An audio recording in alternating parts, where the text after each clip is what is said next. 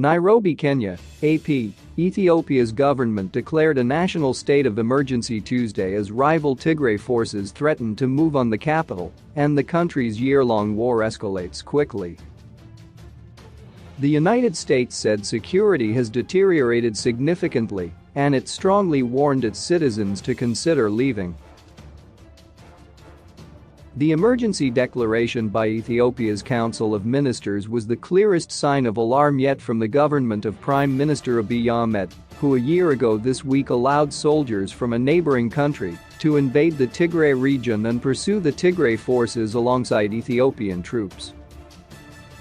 Thousands of people have been killed since then. Tigray forces and their allies pose a grave and imminent danger to the country's existence, the council's declaration said. The U.S. has warned the Tigray forces, who long dominated the national government before Abiy took office, against any attempt to besiege the capital, Addis Ababa, after seizing control in recent days of the strategic cities of Dessie and Kombolcha. That positions them to move down a major highway toward the capital. The state of emergency takes effect immediately and will last for 6 months. The government can impose a curfew, order citizens into military training, disrupt transport services and travel, suspend licenses of media outlets, and detain indefinitely anyone suspected of having links with a terrorist group. Local administrations in some areas could be disbanded and a military leadership could be installed. Unauthorized public gatherings and any expression of opposition to the state of emergency are banned. Such actions would be implemented by law. Ethiopian lawmakers are expected to convene within 48 hours.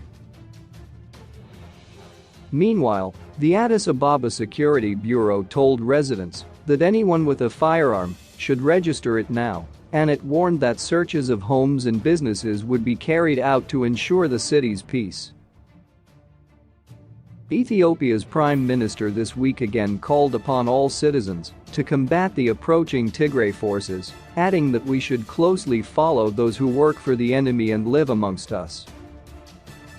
A new roundup of ethnic Tigrayans was seen in the capital Monday. Tigray forces say they are pressuring Ethiopia's government to lift a deadly months-long blockade on their region of around 6 million people, where basic services have been cut off and humanitarian food and medical aid are denied.